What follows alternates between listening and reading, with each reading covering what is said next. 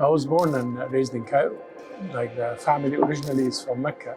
So why did you choose Maqasid Al-Sharia as a fundamental approach to understand Islam in the contemporary context? I thought that this gap, if we can bridge, then we are able to contemporize the Islamic thought, and we are able to also Islamize the secular thought. What are the available frameworks, and why did you choose the Maqasid over the others? I prefer the why approach, which is the Maqasid approach. The critical orientation, the future orientation, and the holistic orientation. And so the why question, even though it's an overarching question, demands the how methodology.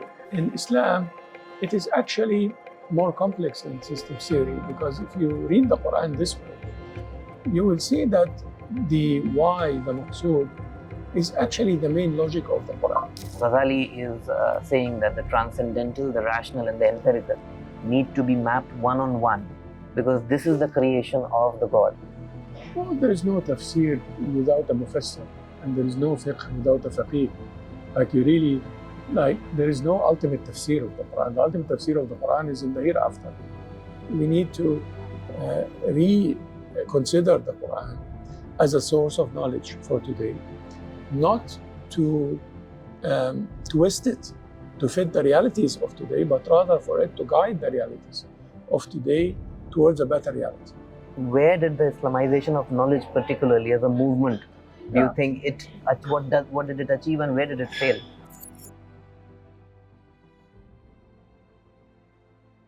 Dr. Jasser Auda is a globally renowned scholar of Islamic law, specializing in Maqasid Al-Sharia, the higher objectives of Islamic law and its application to the contemporary issues.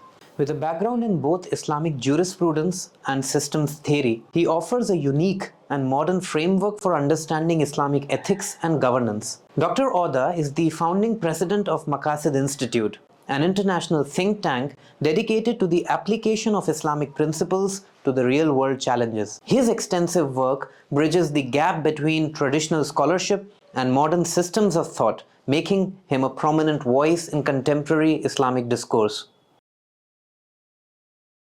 Assalamu alaikum wa rahmatullahi wa barakatuh. So we have today Dr. Jasser Auda with us. Welcome to Nous podcast, Dr. Auda. Thank you for the kind introduction.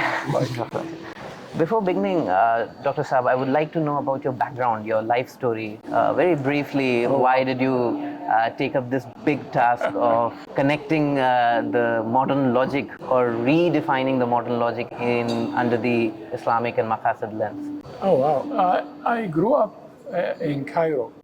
Originally, the family originally is from Mecca. I was born and raised in Cairo. I grew up in two Cairos, actually.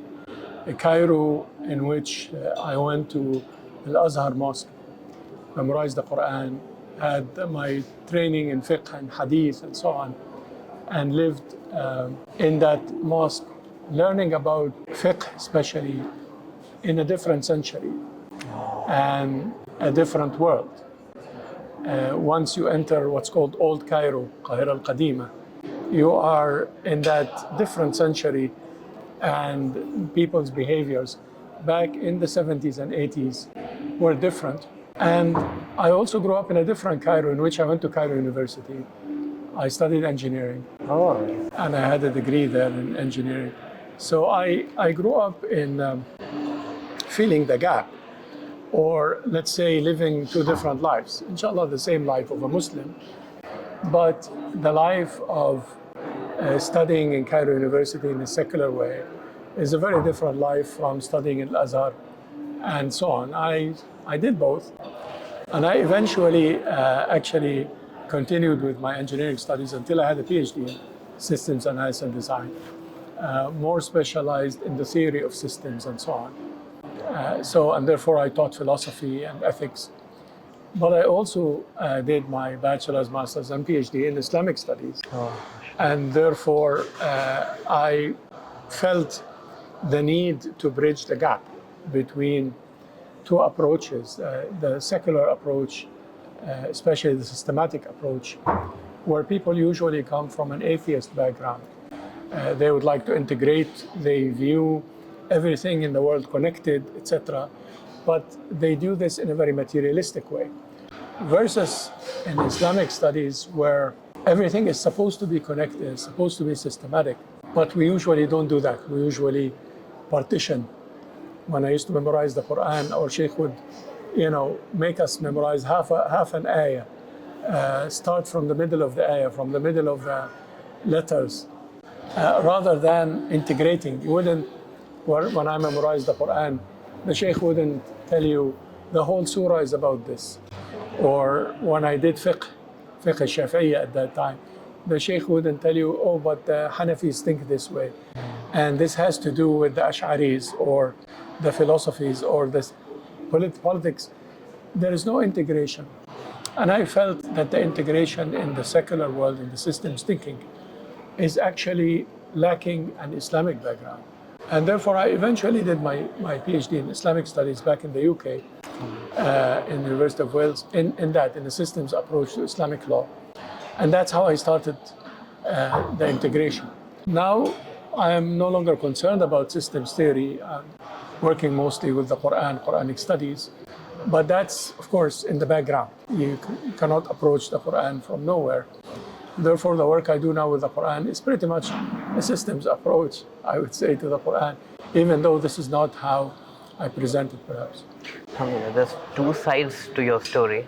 One is the whole 1400 years of tradition and their approaches, and then there is thousands of years of philosophical approaches, and in the contemporary context there was modernity, post-modernity, critical theory, and then there is systems theory, which is trying to integrate and being a subset or constructive paradigm from within which all of these paradigms can submerge. It's like a grand unified framework, a possibility like that which physicists imagine. So you had to make two choices. One, from the history of approaches of interpreting Islam as a methodology, and the other, choosing a paradigm which, of course, because of your engineering background and equilibrium and disequilibrium and optimization being one of the fundamental goals of engineering. So why did you choose Maqasid Al-Sharia as a fundamental approach to understand Islam in the contemporary context? Because knowledge in Islam is not divided this way.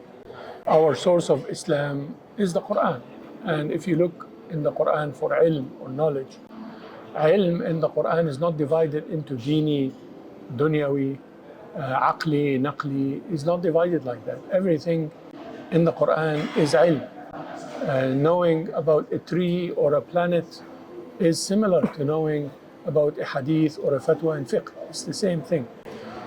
What is common in all streams of knowledge is where you are taking the knowledge, is the maqsid, is the maqsood, we call it in different languages, which is the purpose. What are the higher purposes of your knowledge? What are you trying to do? In secular knowledge, when we do economics or psychology or whatever, engineering, the higher purposes are not necessarily compatible with Islam. So if I would like to approach engineering design, for example, different aspects, whether you design a robot or a car or a software, your design is not value free. It's actually to serve particular purposes. These purposes, where do you get them from? So because of my background in studying Sharia and so on, the idea came that how about we take the purposes of the Sharia and we try to see how we can develop the purposes of secular sciences. At that time, that was like 30 years ago. Now I'm in a different part of the journey. But 30 years ago, I came across the Islamization of Knowledge school, integration of knowledge. I thought that objectives or purposes of Maqasid Al-Sharia is the higher level of thinking in Islam that could make the integration of knowledge of al-aqli wal-naqli at that time that I was busy with. And I thought that this gap, if we can bridge, then we are able to contemporize the Islamic thought and we are able to also Islamize the secular thought.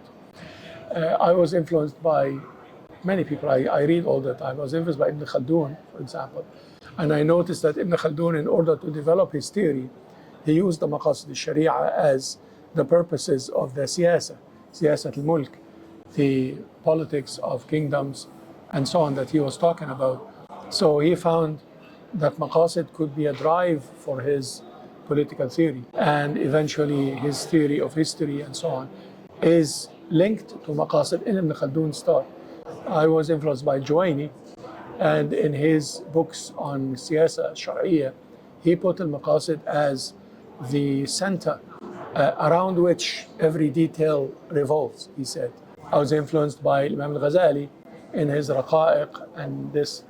And Maqasid is the way he thinks, or the way he thought after his isolation, and then eventually Ihya Ulum al-Din.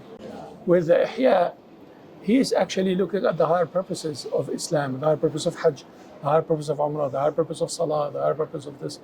What does this remind you? Why do we do that? Why do we do ruku' and sujood? Why do we give zakah?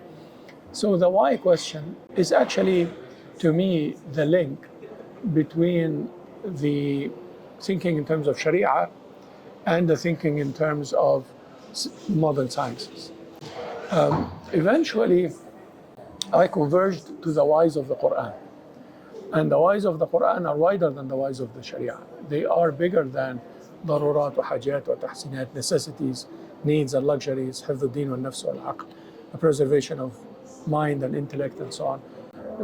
The purposes of the Quran could define the purposes of science and the purposes of every other branch of knowledge. The Quran itself is not a book of history, but it could make us think about history in a particular way. It's not a book of science, but it should make us think about science. It's not a book of economics, it's not a book of architecture. But if you do architecture without a Quranic worldview, you're going to fall into French postmodern architecture or modernist, what's his name, Corbusier, and every, like you will do architecture that serves different purposes from the purposes that architecture should serve in Islam. So you will not find architectural designs in the Quran, but it should teach you how you can design. And that's how all of this integrated. A lot of your focus is on why, but in the history of, say, knowledge and ideas, the questions of what and why have always also mattered, or where. And in that context, there have been approaches within the tradition itself which might approach the interpretation, reading, and inferences from the Quran and the ideas in terms of economics and in terms of political theory from a different methodological framework. What are the available frameworks, and why did you choose the Maqasid over the others?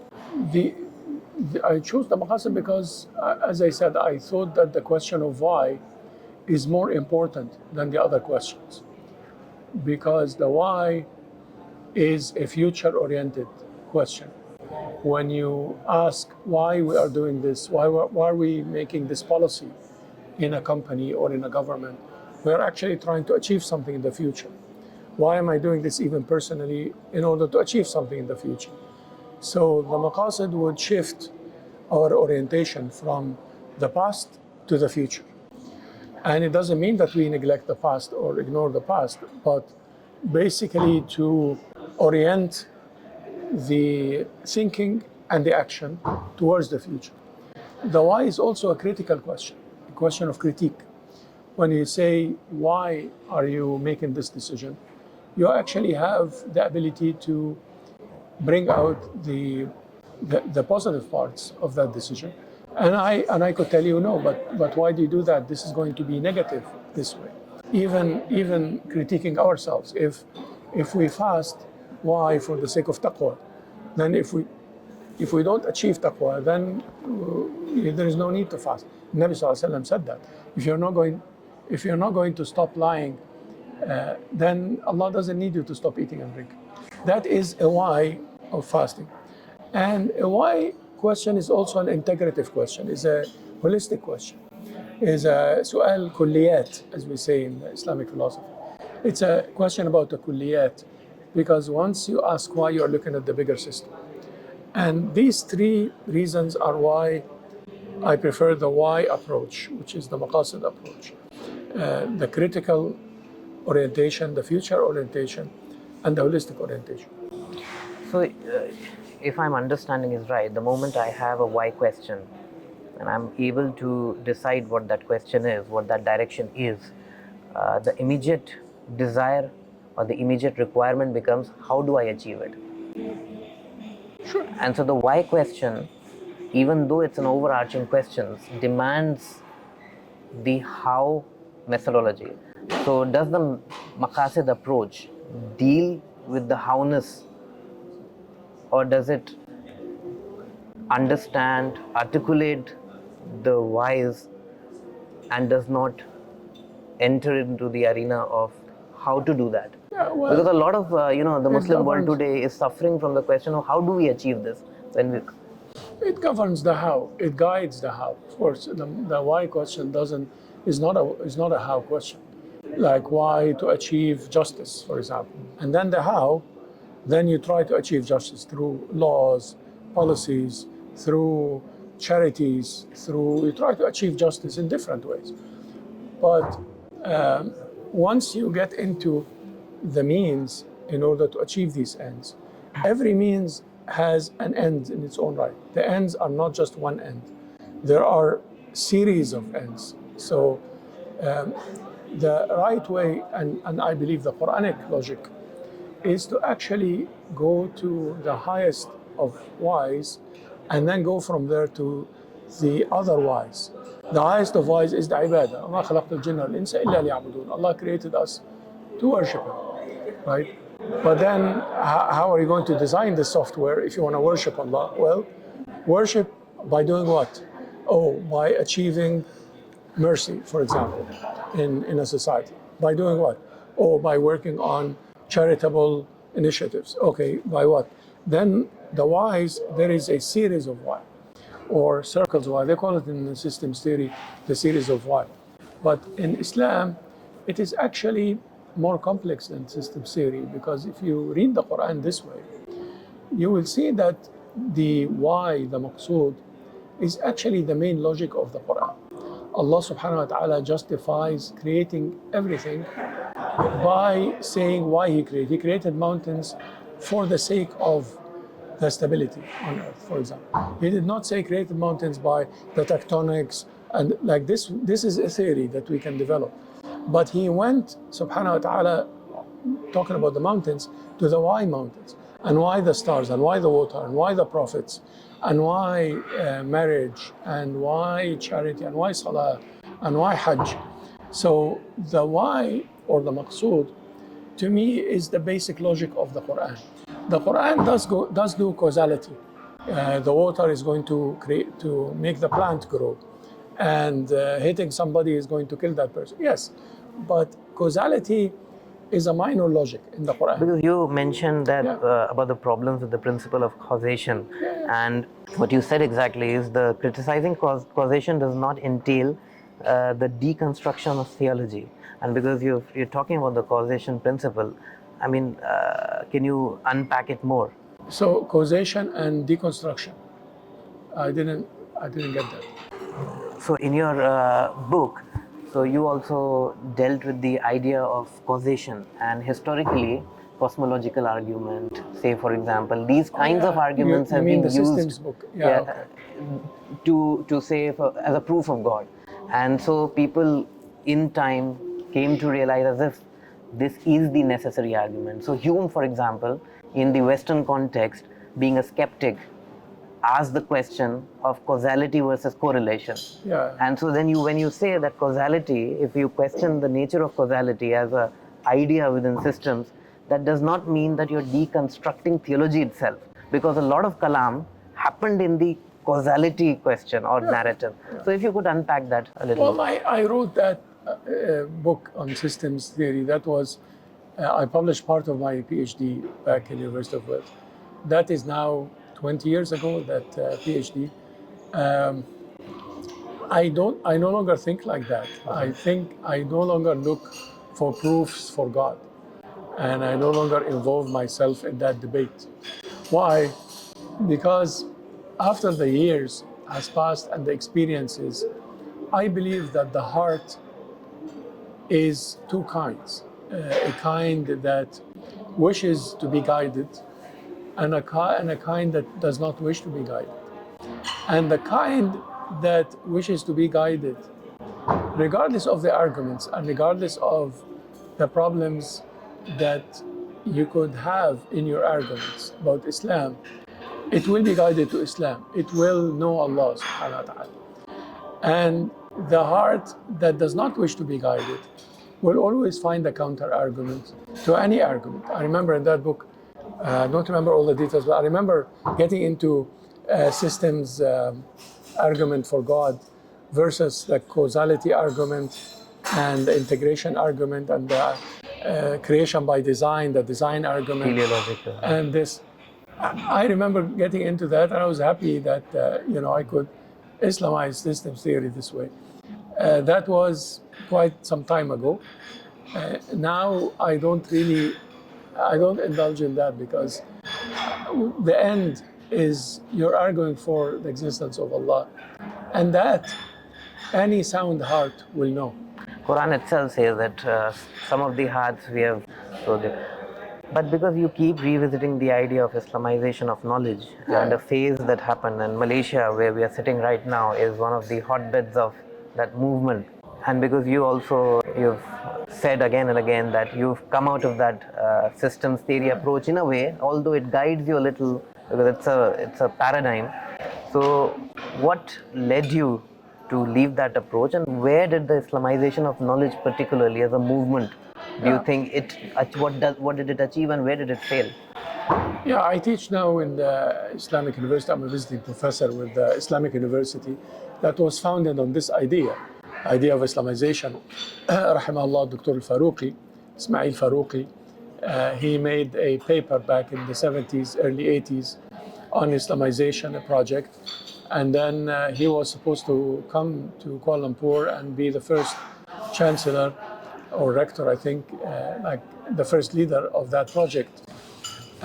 2 weeks before he came, he was killed, rahimahullah, in the United States. The Islamization project started by trying to merge, and the university continued, of course. Dr. Anwar Ibrahim, Dr. Anwar Ibrahim, was the current prime minister, was one of the founders, and until now he is also involved in the university and what it does.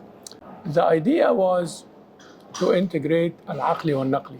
It started by al-aqli means the rational, and the naqli means the inherited or the delivered. The problem I have now, of course, we learned from Sheikh Faruqi. I first learned about the Islamization of knowledge from our Ustad, rahimahullah, Sheikh Muhammad Al-Ghazali of Egypt back in the 70s or 80s. And he talked about that, and through this, I started to know about IIIT, and eventually I worked with them in London and the United States. But the problem I have with al-aqli is that it is often defined as secular. So even in the Islamic University now here in UIA, many of the textbooks that teach medical issues, engineering, design issues, legal issues, technology issues, are actually secular books. And this is not what we're supposed to mean by al-aqli. Al-aqli in Islam is not necessarily materialistic, and is not necessarily positivist science, is not necessarily that philosophy. That philosophy comes from a particular religion. That is not the religion of Islam.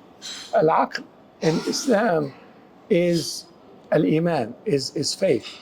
When Allah says, أَفَلَا تَعْقِلُونَ, don't you have minds to understand faith? And therefore, al-aqli is supposed to be faith-based.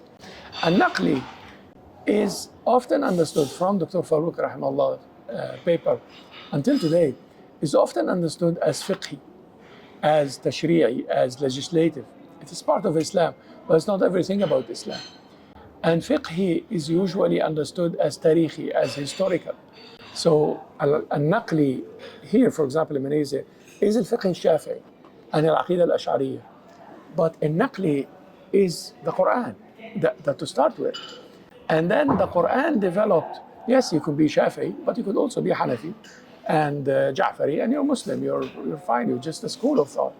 And you could be Ash'ari, and you could also be Salafi or Mu'tazili or Maturidi, that's fine too, that's Ummah as well. So my point is that Al-Naqli became quite scholastic, became quite narrow and focusing only on a particular school of fiqh or aqidah or kalam or any of that or lugha. But al-Naqli should go back to the Quran and allow a diversity of schools to learn from each other. Even if we're talking about tashri'ah, legislation, the Shafi'is could learn from the Malikis and the Malikis could learn from the Ja'faris. There's nothing wrong about that. And therefore, now al-Aqli or Naqli has to take a new definition. And that's what I'm working on, this Maqasid methodology. As a student of philosophy, when I was, as a beginner, trying to read about the Aqidah and Madhabs and schools of thought, and you mentioned Asari, Ashari, Maturidi, Mu'tazila, of course. So what struck me was the idea that these are philosophies first and theologies later. They're philosophies first, they're theologies later. And when I was reading the debates around Wahdat, the Wahdat al-Wujud, Wahdat al-Shuhud, al-Wujud al-Munshabid, they struck to me very similar to Advaitwad, Dvaitwad, Vishishtatvad, Achinta Bhedabhed. These are all Hindu ontological debates. And the core ontological ideas or the epistemological ideas, they are not text dependent. They're independent of it, and then there comes the methodological interpretive layer over that. And so when your original idea of a systems approach, so my understanding was that there is a possibility of a unification in a sense of being able to contextually relocate what methodology suits where and when and why, and would lead to that, the goal of the Maqasid. So do you think, as somebody who spent time over this and you've seen the Islamization of knowledge movement, so is there need of work to be done to achieve the level of unification in terms of interpretive lens from Muslims? Because it is not, because what you're arguing is faith-based, for example, but there are people who understand from a logic that is beyond what our feelings are or our perceptual frameworks are. So do you think that it is still a worthy goal? I will move on to the Maqasid framework from I this, think but it's just a worthy question. goal on the common projects kind of level, but not on the faith level. On the faith level. The faith is Islam, inna dina inda Allah al-Islam, and every other faith is wrong, is basically misguided, is originally the message of Islam. I believe Hinduism, Buddhism, Christianity, Judaism, these were originally the message of Islam. Isa was Muslim and Musa was Muslim. They were not Jews or Christians. Ibrahim. And I believe the origin of Hinduism and the origin of Buddhism, I am one of the scholars who believe that Buddha was actually a prophet of Islam and that they reinterpreted his religion to be as far from him as Christianity is from Jesus. Because Jesus or Isa has nothing to do with Christianity today. And Musa has nothing to do with Judaism. So I believe that originally, faith-wise, we're Muslims, and all of these religions were originally Islam. This is the common ground between us. Now, they changed Islam into a different religion, and they have different arguments. We could collaborate on interpretations, like on a social justice issue, on a civil rights kind of thing, as long as it doesn't contradict, obviously, with Islam. We could collaborate on coexisting in a society and making sure we have a pluralistic, democratically governed society. For example, I don't see any problem with that from an Islamic point of view. And it doesn't compromise Islam. Islam is neither dictatorship nor democracy, nor anything. Islam is a framework. And the framework could exist in any political system, any economic system. But we have to be critical about the aspects that are not compatible with Islam. And as Muslims, we have a responsibility to try to reconstruct. So what I'm trying to propose these days, or for the past maybe 5-7 years, is a reconstruction rather than Islamization. A reconstruction of knowledge from the Islamic perspective based on the Quranic framework. And I have a book out, I can send you a copy, called Maqasid Methodology, in which the framework has to do with concepts, objectives, parties, proofs, universal laws, values, and commands. So 7 elements that are the elements by which we can reconstruct not just the law, but reconstruct human thought. And these elements are learned from the Quran. So this is basically what I'm proposing as a step forward for the Islamization project itself. And for the Wasatiyah project, I'm also a son of the Wasatiyah project. Sheikh Qaradawi, who was the Imam of Wasatiyah, person who theorized for it the most, was my professor as well. So we try to basically push the Maqasid as a framework, but we expand the Maqasid Al-Sharia into Maqasid Al-Quran and try to bring it to, you know. What is the difference between Maqasid Al-Sharia and Maqasid Al-Quran? Maqasid Al-Sharia are higher rules after you create fiqh. Like fiqh is created from the dilalat, from the linguistic implications of the Quran and the Sunnah or the Hadith. And from the linguistic implications of the Quran and Hadith, you create fiqh. And then after fiqh, the scholars said, what are the higher purposes of fiqh? After fiqh was there, Imam Shatibi, for example, he said he came up with these 5 elements from all the tafasil al-Sharia. He meant fiqh. He meant, after he looked at all the fiqh al-Maliki, he said, well, we have the preservation of mind and soul and faith and intellect.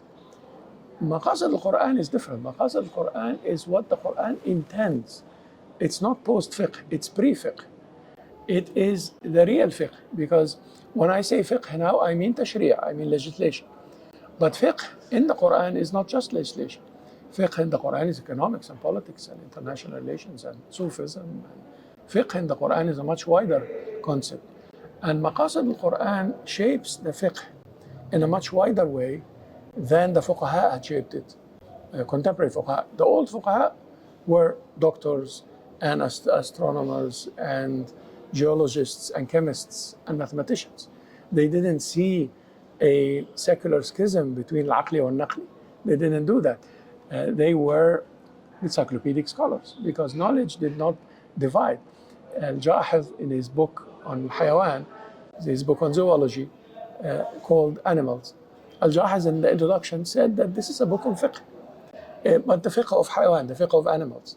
He didn't say, no, this is biology versus jurisprudence. So Maqasid al-Quran have an aim to expand the horizons of fiqh. So for my clarity, so if I have understood what you're saying right, is that there is Quran as a text, there is Sirah and Hadith as a text. And when you apply the rules for particularities, I mean to achieve a particular, say, goal in a context, so that is fiqh. But the universalization or the extraction of universal principles from those particularization is Maqasid al-Quran.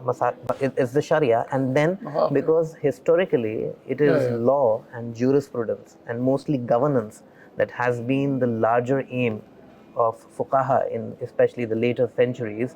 What you're saying, Maqasid al-Quran, means that there is a big part of the Holy Quran which deals with economics, with sciences, biology, astronomy, things like that.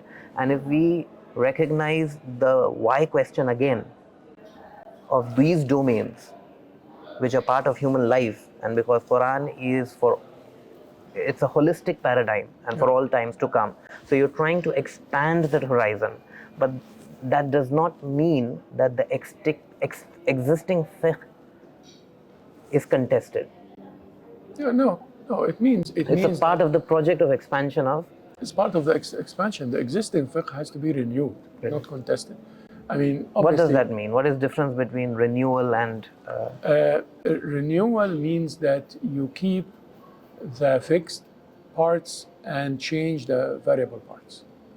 fiqh, even if you're talking tashri'ah now, there are parts that are fixed and there are parts that are variable. Give an example. In family law, for example, what is fixed is the difference between marriage and zina and adultery. This is marriage and this is adultery. If two people come together not in a framework of marriage, then it's called zina or fahish in Islam. That is fixed. Why? Because that is the social order of the society. We don't have the relationships between men and women open. Like, there has to be within marriage. What is fixed is that marriage has to be with mutual consent. If one is forced, that is not called marriage in Islam. That is, and then what is fixed is the general role of men and women in Islam. Different cultures could interpret the roles of men and women differently, and I live in the West. They understand the relationship between men and women in a particular way, more collaborative. For example, men do more domestic stuff, like, you know, versus the East has different understanding. This is culture. This is not a layer of Sharia. This is just a layer of culture. But then there are variables. For example, if there is divorce, Allah forbid, there are, for example, financial rights. Those financial rights are not fixed. Nowhere in the Quran, Allah is saying that if a woman is divorced, if her husband divorces her, then he gives her 3 attires, or gives her a servant for a year, or gives her I don't know how many dinars. This is not fixed part of Islam. This is a variable part in which the law has to develop with the change of times, so that the financial settlements, as we say in the family law, are going to change based on the economics of marriage and the situation and so on. So differentiating between what is fixed and what is variable is important in order for fiqh to remain Islam, not any other religion or any other ethics, but also to remain flexible with the change of times.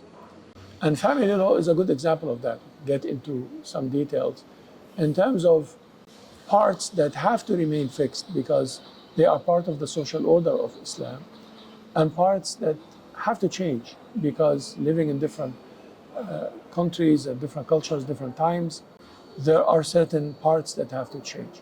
There's a history of because you rightly argued that there is Juwaini, there's others, there's Ghazali, among other scholars who have pondered upon the idea of the purposefulness of the message of Islam and the Holy Quran and the life of the Holy Prophet.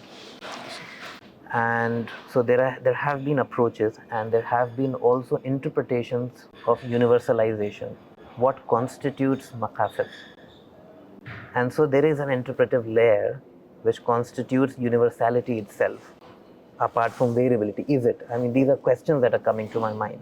So has there been the universal aspect or the maqsad aspect of what constitutes or what are the Islamic maqasid or the Quranic maqasid? Have they been consistent throughout the history, or are they also subject to change or variability?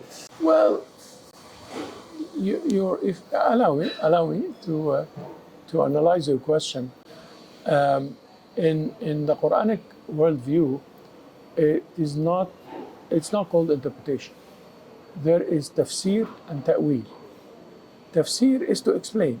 It's just for a student of knowledge to tell them this is how you parse the language. This is what the meaning of the words. Ta'wil is to look for a hidden meaning. Is to look for a meaning beyond the ayah. The ayah is a sign. It's not a verse. It's not other books. The ayah is a sign from Allah, and the surah is a fence around the number of signs in a package, in a surah, and then you look for the surah and look for the ayah, and you try to understand, to do fiqh.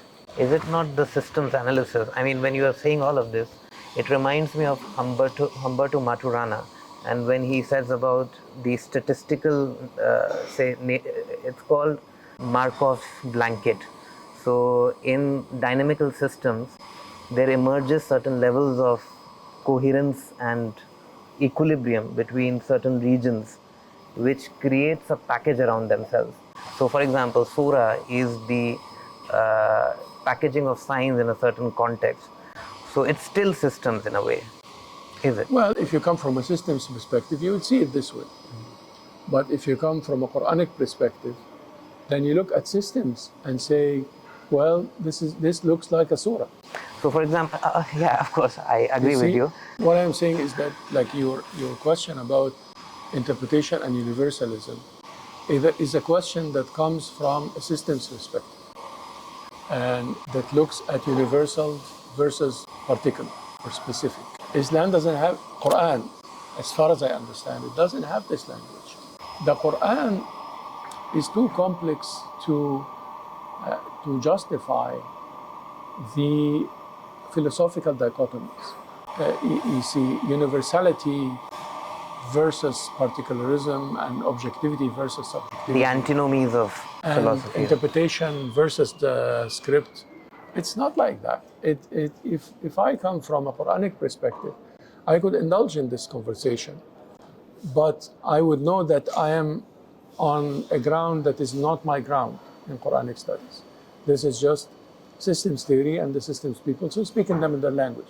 It's like when we speak with politicians who are in a multi-part system, like here in Malaysia, for example, we speak the language of democracy and opportunity, and that is fine. That is an interpretation of Islam. That is a way of manifestation of Islam.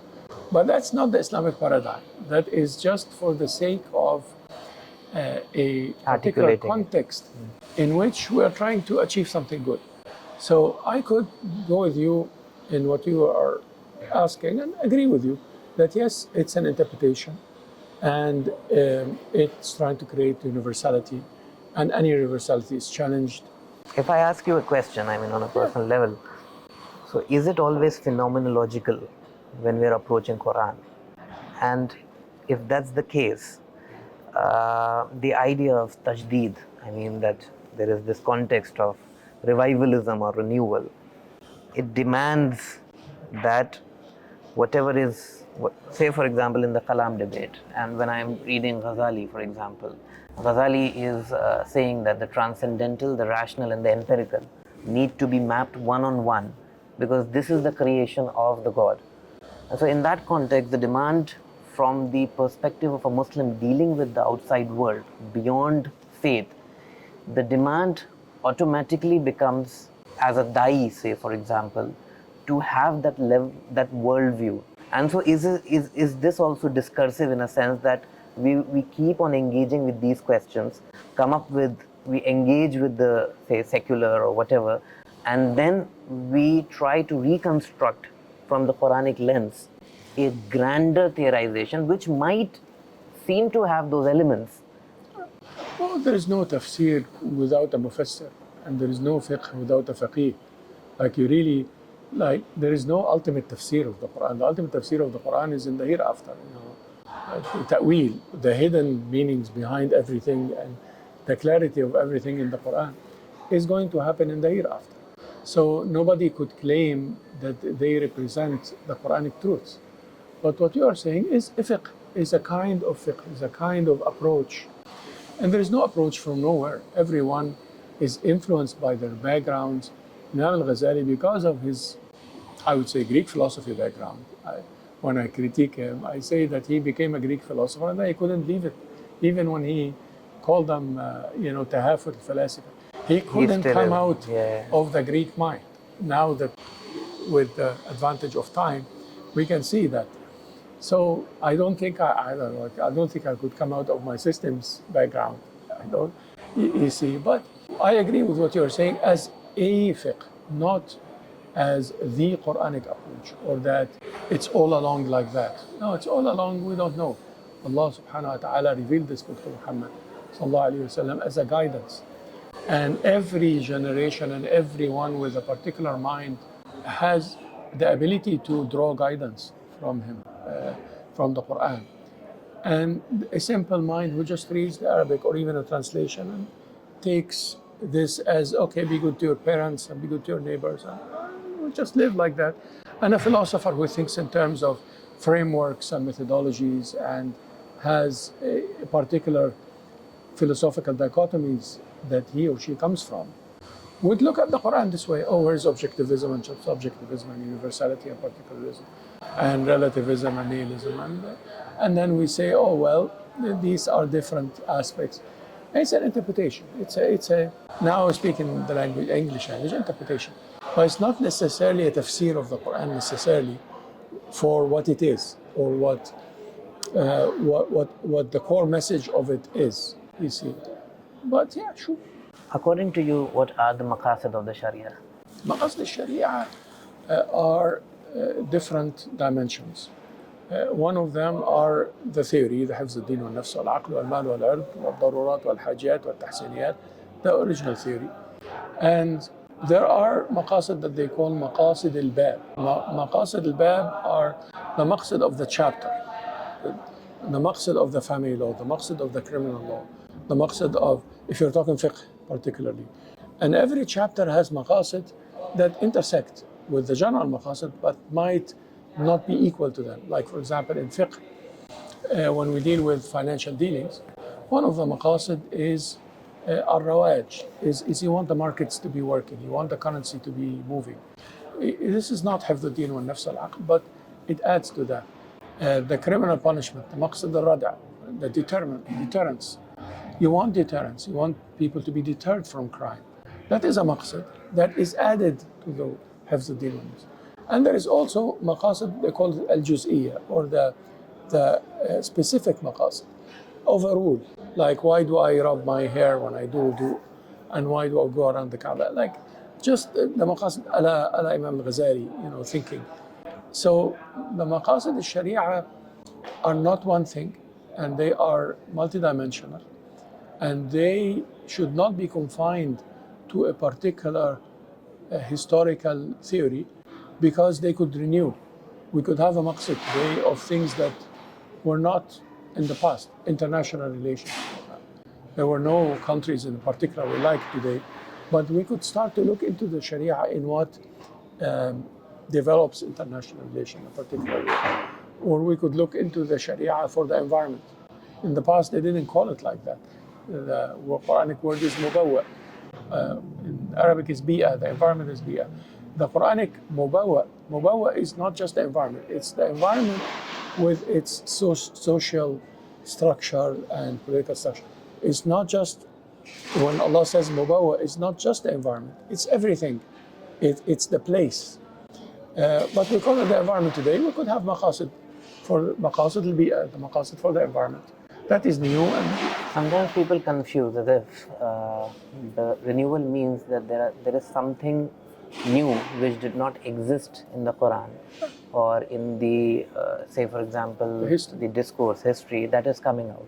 The way you are describing it, I see it like this.